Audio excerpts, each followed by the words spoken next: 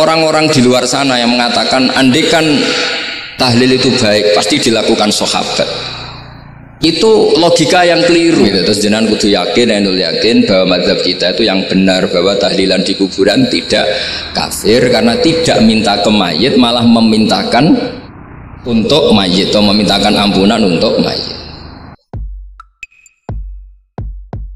Ini ku ahli sunnah ciri khasnya niku mbok wong tahu dosa kaya apa tetap dianggap Islam.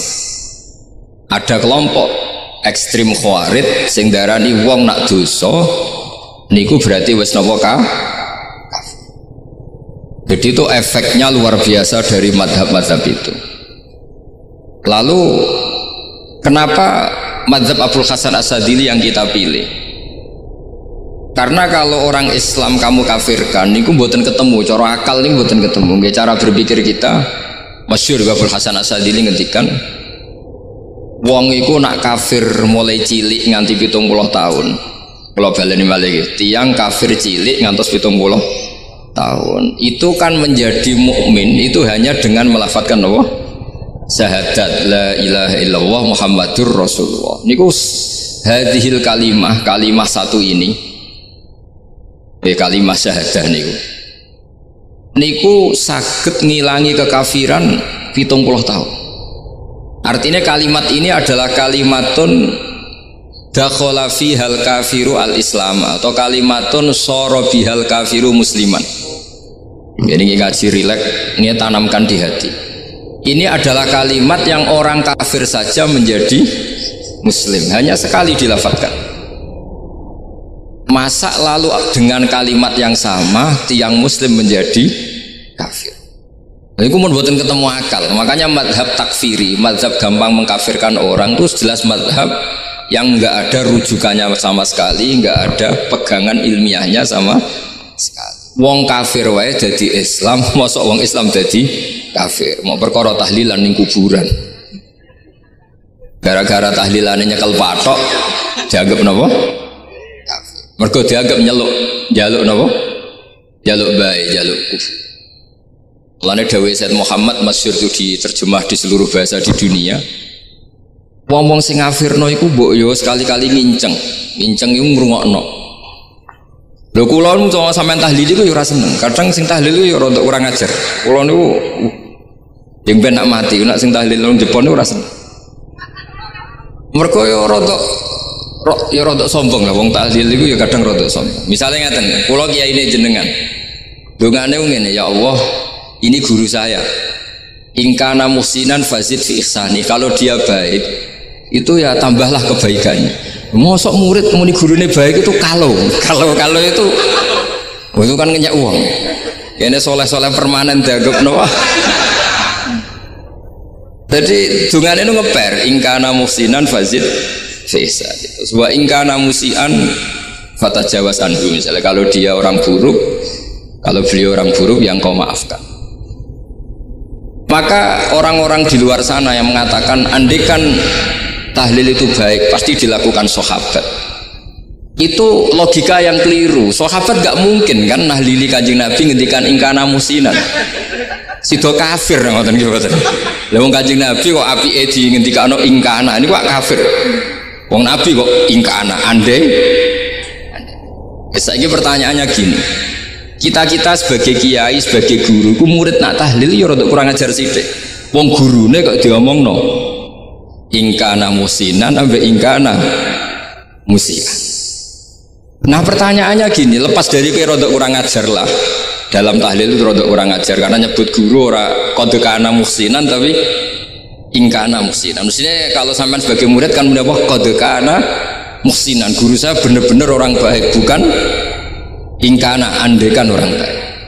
Tapi ada satu kepastian bahwa ini tidak minta sama mayit. Jadi tujuan kalau kita minta mayit itu salah sama sekali. Wong kita datang ke kuburan malah memintakan ampunan untuk mayit. Kok iso darani njaluk iku piye? Ya mergo mau didelok kok adoh ketoke ngatong ya berarti njaluk. Lah ya wong fatwa kok berdasar inceng-incengan kok adoh niku. Iku ora jelas ya fatwa ngene. Paham gitu. Terus jenengan kudu yakin, enul yakin bahwa mazhab kita itu yang benar, bahwa tahlilan di kuburan tidak kafir karena tidak minta ke mayit, malah memintakan untuk mayit atau memintakan ampunan untuk mayit. Cuma redaksi sing rontok-rontok ngoten niku dikurangi lah.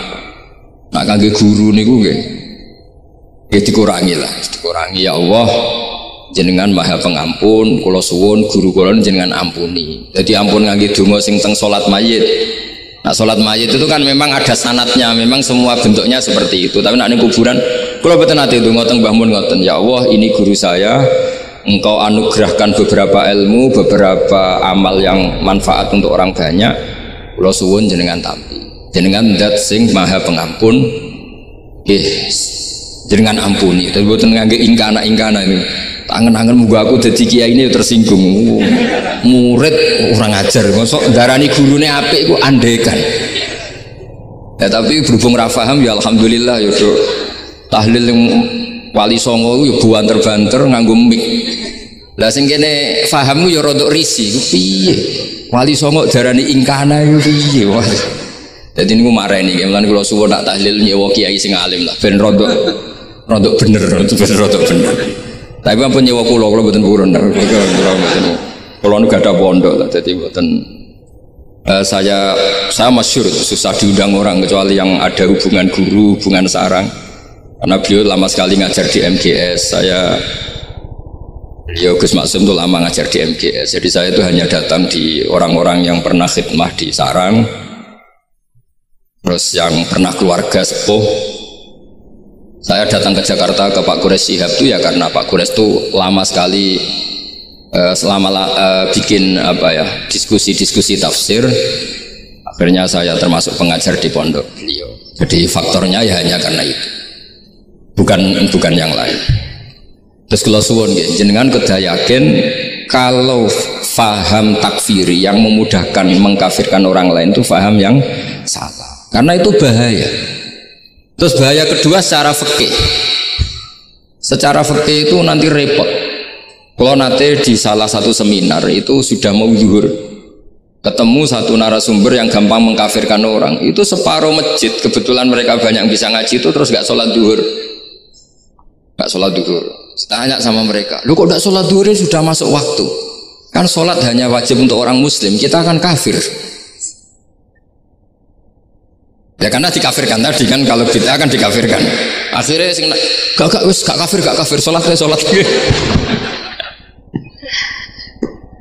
Efek dari mazhab itu panjang. Kalau betul faham mereka itu betul, berarti yang sudah kafir, orang kafir itu wajib sholat enggak kan? Itu malah panjang kan, karena terus menjadikan orang Islam tidak tidak sholat.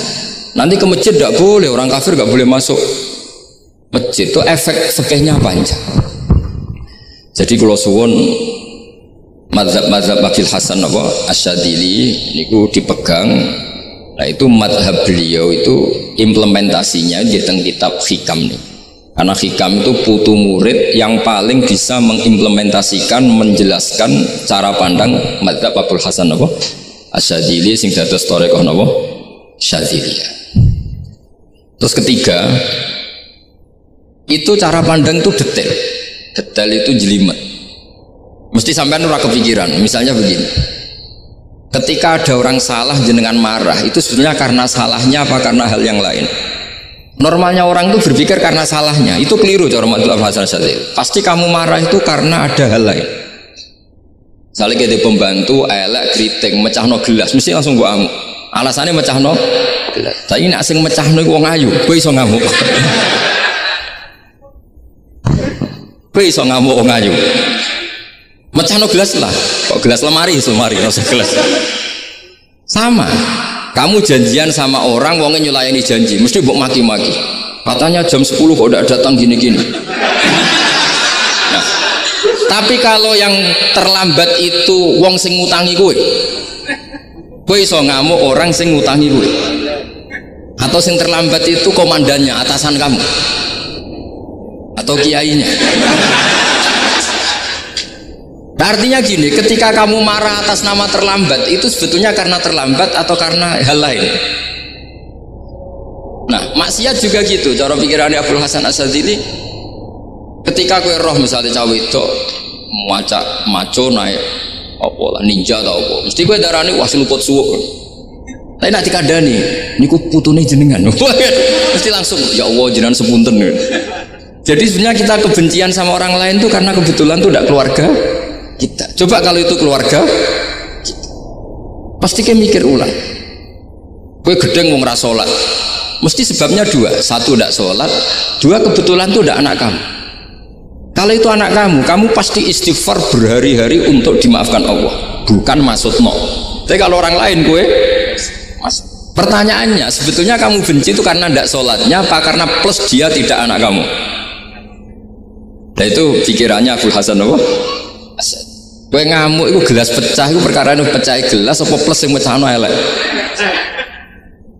Nah itu pecundang kita, itu cara pikiran Abdul Hasan. Kita ini pecundang itu nggak fair, kenapa? Bukan fair. Nah itu terus beliau diantaranya punya cerita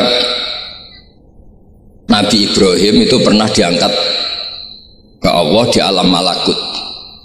Di alam malakut kemudian ini ada di kitab Hikam juz 2 halaman 4 yang di bab ini yang saya baca. Ini cerita terakhir nih, pun bantu pun sampai tak ngaji suwi-suwi ram mesti paham aduk sedilu. Nak sedilu kan dia alasan kenapa ora paham salah Gus Pak ngulangi sedilu. Lah nak suwi sampean ra paham malah ribet kan, diulang suwi ra paham goblok tenan berarti kan gitu. Nah ini untuk menjaga harkat dan martabat niku ngajine sediluk mawon dan takoki malaikat kenapa ora paham salah Gus Pak ngajine sediluk. Jadi duwe napa alibi lah gadah napa pembelaan. Nabi Ibrahim itu diangkat di alam malakut karena beliau seorang nabi melihat orang maksiat, ditanya sama Allah, ya Allah itu orang-orang maksiat itu makan dari rizkimu, menempati bumimu dan semua fasilitas engkau bikin. Lalu menurut kamu gimana Ibrahim? Ya bunuh saja, matikan saja. Sama Allah dituruti. Melihat lagi ada maksiat yang berbeda, selalu Nabi Ibrahim usul itu dimatikan. Jadi Ibrahim pernah jadi garis keras lagi keras sekali. Lalu suatu saat Nabi Ibrahim itu disuruh nyembelih Ismail. Disuruh nyembelih apa? Ismail. Baru disuruh nyembelih Ismail, Nabi Ibrahim tanya, loh ini anak saya ya Allah, ini samrotu fuadi, ini buah hati saya, kenapa engkau nyuruh menyembelih? Jarai ngetikane pangeran, apa kamu tidak ingat ketika tak angkat di alam malakut beberapa hambaku kamu usul supaya tak bunuh? Cara Jawa ini, cara Jepang ini raro rasani jadi aku itu pangeran sing gawe aku enak wae usul-usul kon mateni jare. Saiki gentenan, saiki anak sembelih. Rumang sama udah di pangeran gak sayang mbek kaula. Kowe tak dadekno nabi ku kon dakwah ora kon mateni. Nabi Ibrahim nangis. Nah inilah perbandingan bagi kita. Sebenarnya saat kita benci maksiat, itu sebetulnya di hati kita itu tidak hanya maksiat. Kita ada dak fairnya. Plus itu dak orang yang terkait dengan kita. Jika misalnya mau wangkel, misalnya penyanyi sing piye mau wangkel. Suatu saat penyanyi gue aku, masa gue gelem dadi bojomu, hilang mangkelmu kan. Jadi pecundang kita ini sebetulnya pecundang. Nah, syukur-syukur memang makom kamu sudah tinggi. Memang benar-benar benci karena maksiat. Paribasane wayu gelembok rapi tetap mangkel. Tapi saya tidak yakin. Soleh-soleh seperti ini imannya sampai seperti itu tidak yakin. Dan saya kalau yakin begitu berarti keyakinan salah itu salah dan bodoh itu, karena itu nggak terbukti.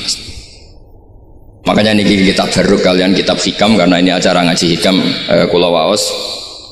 Sedikit mawon kula waos ini jawabannya Nabi Ibrahim ketika disuruh nyembelih Ismail teng halaman 4 juz 2. Allahumma hadza waladi wa samratu fuadi wa ahabbun nasi ilayya. Fasami aqailan yaqul ama tazkurul lailah allati sa'alta fiha ihlaka abdi. Awama ta'lamu anni rahimun bi ibadi kama anta syaqiqun bi waladik. Jadi Ibrahim, anak kamu sembelih. Kata Ibrahim, ini nggak mungkin Gusti, ini buah hati saya, kenapa engkau minta ini tak sembelih? Apa kamu tidak ingat pernah mengusulkan saya menghabisi sekian hamba saya? Kalau kamu bisa sayang anak kamu, saya juga sayang hamba-hamba kue nak wewe. Mikir. Jadi makanya kalau suwon kita ini hidup harus insaf. Nak kira dia duit, iku yo mangkel tenan loro tenan. Terus bojomu mbok kon sabar pas kowe ra ngekeki duit, iku yo ora fair. Yus ben ngamuk. Satu kelihatan cerdas. Memang kondisi nggak punya uang itu harus ditanggapi dengan marah. Masa diapresiasi. Pinter mas kowe saiki dadi wong zuhud. Wah ya ribet kan. Wes jos mas sampean saiki ra duwe dhuwit, sampean dadi wong zuhud, wong waro. Tapi ada mati bareng saiki.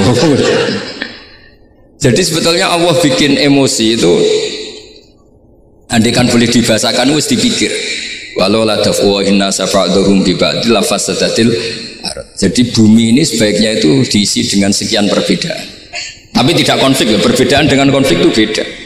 Saya ulang lagi, bumi ini sebaiknya diisi dari sekian apa? Perbedaan, karena justru itu bagus. Saya itu berkali-kali bilang, andaikan tidak ada pikiran kedua, ini dunia ini sudah rusak. Harus ada pikiran kedua. Misalnya ono wong kok terlalu apik mbek kanca, mesti bojone sambat, wong gak men ngopi mbek kancane ra tau ngapi mbek bojone. Tapi kalau ngopi mbek bojone terus, mesti kancane sing sambat. Wah, jok rabi lali kanca. Ribet. Manusa itu ribet. Kados kula dugi mriki ini hormat Gus Maksum. Nggih mungkin tok ganjaran. Tapi untuk dosa sidik-sidik ninggal pondok. Jadi ya sudah. Ya mau tidak mau karena memang hidup itu tidak banyak pilihan. Ada orang sering ibadah di masjid sholat, itu ya bagus. Tapi dia pasti tidak baik dalam sistem sosial. Umpama wong soleh kabeh ning masjid, itu donya akeh sing mati. Karena tidak ada tim SAR paling murah. Loh iya kan, wong kecelakaan itu penolong pertama itu orang yang di masjid apa sing tukang ning dalan-dalan. Artinya sing ning masjid iktikaf mesti ra duwe ganjaran nulung wong kecelakaan. Artinya ada kebaikan yang pasti nggak bisa dilakukan orang yang sedang di masjid. Andai kan yang di jalan tuh orang-orang soleh itu wah dunia sebaldatun thayyibatu warabun ghafur. Loh ya betul. Nabi pernah ditanya sahabat, ya Rasulullah kita ini senengane ngegeng di jalan. Ya, kata Nabi ya sudah nggak apa-apa asal a'tut thariq haqqaha. Ya kamu memberi haknya jalan. Apa itu? Amar ma'ruf nahi mungkar. Maksudnya nahi mungkar gini. Misalnya di bus itu ada orang soleh mayoritas, itu sing nyopet ya wedi mergo mesti ditabuki wong akeh. Kalau yang di perapatan wong soleh kabeh sing beda itu ya isin. Mergo sing perapatan wong soleh kabeh. Lah masalah iki ra soleh kabeh, mari ribet kan gak soleh kabeh. Jadi sebetulnya Indonesia itu aman kalau yang di jalan tuh soleh semua karena perempuan lewat gak diganggu. Ada copet gak berani, semuanya aman. Maka di Islam itu menyebut kebaikan itu jumlahnya banyak sekali.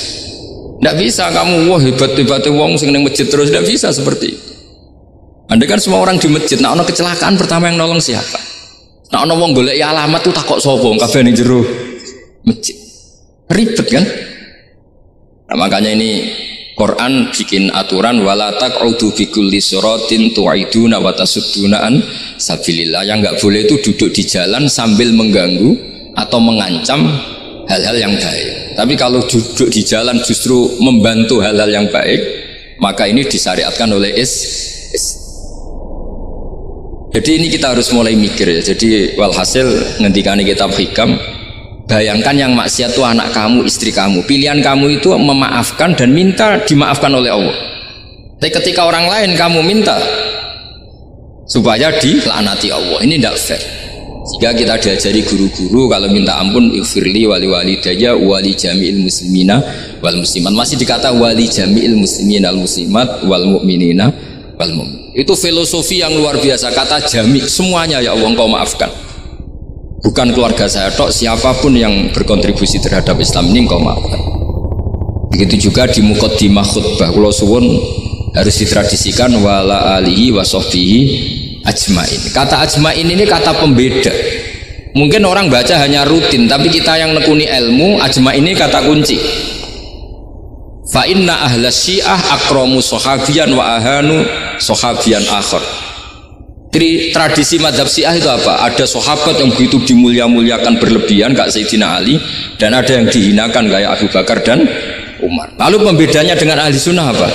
Kita menghormati sahabat wa sahbihi ajmain. Jadi hadhil kalimah kalimatun fariqah. Ini kalimah pembeda. Jadi ajmain mboten kalimah rutin terus ono jimate ono kasiate niku mboten. Kita maklumatkan ke seluruh dunia bahwa mazhab ahli sunnah ditandai dengan wa ala alihi wa sahbihi ajmain. Lane dawe Mbah Hasyim wa nukrimu ahlal bait wa nukrimu jami'a ashabi Rasulillah sallallahu alaihi wasallam. Wa nukrimu jami'a ashabi Rasulillah sallallahu alaihi wasallam. Ciri utama mazhab ahli sunnah apa? Menghormati keluarganya Nabi dan menghormati seluruh, ada kalimat apa?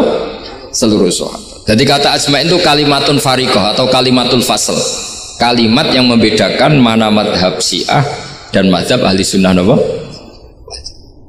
Itu kalau jenengan ngaji teng Gus Maksum napa teng Haji Maksum, di antara madhabnya sinten Nabi Ibrahim yang diceritakan Abul Hasan apa? Asyadili, kebencian kepada maksiat, kita semua pasti benci maksiat. Tapi gak fair kan, yang satu kamu laknati, yang satu kamu doakan. Ujung-ujungnya apa?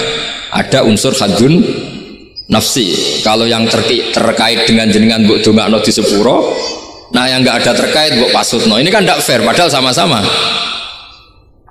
apa? Maksiat. Kalau suwon polemik tentang ketentuan gimana hukumnya ziarah kubur, ya hukumnya baik karena mendoakan atau memintakan ampun untuk yang mati, bukan meminta sama yang mati. Udah Sayyid Muhammad kena ora percaya rungokno. Wong didelok kok ado, ora didelok kok ado pancen yo ngeri kan. Patoke diusap-usap. Bariku ndonga, delok kok ado kan iku njaluk kuburan, padahal mayite ngeluh. Ngeluhe perkara mau, kadang nek sing kiai ini rapati iso ngaji sampean ingkana. Wali kok darani napa? Ya Allah, jika mayit ini, andekan mayit ini baik, maka dan andekan tidak, lu cara kowe dadi mayite. Bocah ora jelas sih. Mayit. Nah, makanya ini cobalah kalau sholat jenazah tidak apa-apa doa itu karena sanatnya seperti itu. Tapi kalau doa guru ya diatur-atur yang baik lah, langsung mawon ya ghafiratunu wal khotiat gini-gini. Saya mohon beliau amal baiknya jangan terima, amal buruknya jangan ampuni, karena guru juga manusia tidak nabi.